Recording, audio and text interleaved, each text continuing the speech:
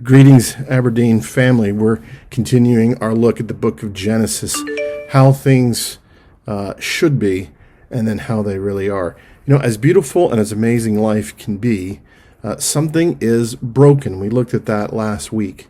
But one of the places we feel this brokenness most acutely is in our longing for fellowship, companionship, intimacy. And the clearest expression of that kind of companionship is in marriage. You know, marriage can be wonderful and it can be terrible. How can the marriage relationship be more of a blessing to us? Well, we do that, or we discover that blessing as we focus on the one who brought us together and the work he has given us. We see that most clearly in Genesis chapter 2 in the creation of Eve and the bringing of their lives together. In Genesis 2, the Lord brought Adam and Eve, the man and the woman, together that they may share in life. Now, what was the work that God set for humanity? It was to tend and keep the garden, to build a shared life together as families, as communities, develop and care for this world we've been given. The work together, building a life, building a family, battling with and for each other to the very end.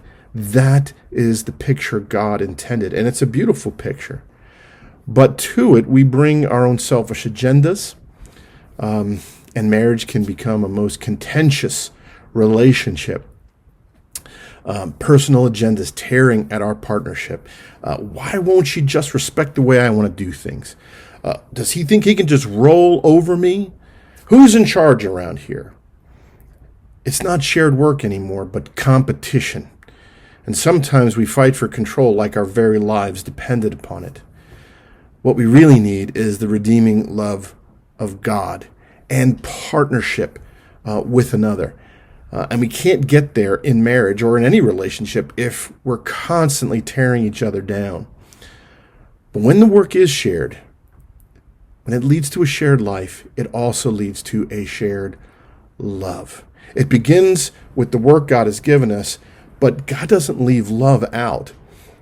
You can see the expression of fulfillment that Adam has when the Lord brings Eve to him. He says there in Genesis chapter 2, verse 23, the man said, "At last this is bone of my bones and flesh of my flesh. She shall be called woman because she was taken out of man. Therefore a man shall leave his father and his mother and hold fast to his wife, and they shall become one flesh. And the man and his wife were both naked and were not ashamed." That last line, it is so profound. They are together. They are naked and unashamed. You know, a lot of us still have a middle schooler in us, and maybe we giggle at the idea of people being naked together, but actually it's a profound statement of acceptance, of lack of shame, of resonance. With whom can you be completely honest? You don't conceal any truth. You don't conceal any of your history. You don't conceal any desires. Adam and Eve were in that kind of perfect relationship, and there was resonance between them. There was no need for hiding or concealing. There was acceptance, and they were accepting. Deep relationship, is not fundamentally a matter of chemistry. It's about embracing another and being embraced. And when you have that, you have something magical. But we hurt each other. And when we get hurt, we retreat. We pull away from each other. In retreating, we implicitly reject and inflict hurt on other people. Now, I'm not a trained counselor. You need to think of me more like a EMT. I can get there, stop the bleeding, and get you to someone who really knows what they're doing. But one of the most important things I encourage when I do marriage counseling is I encourage people to have courage, to look at each other and keep moving towards each other, even though you're afraid.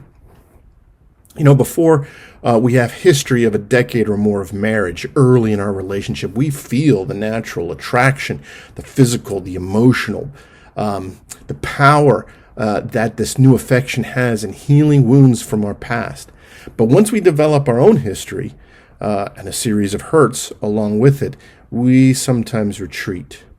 And this is where the grace comes to redeem, to remember first that we too hurt those we love, and we need to receive forgiveness from God, and we do get it. And then we need to extend that same forgiveness to the people around us, to keep moving towards the other, to keep loving. And that takes courage, and it takes faith in God's grace. When we can do that, we may not only rediscover our passion for each other, but also discover a love tempered in the fires of life, stronger and deeper than anything we ever imagined.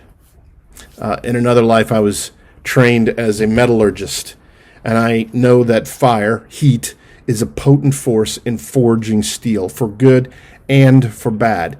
You heat the steel up, and you quench it in the wrong way, the wrong timing, and you might make it stronger, but you're likely to make it brittle, and it will break under a hard hit. You need strength and durability. How will you let the fires of life change you?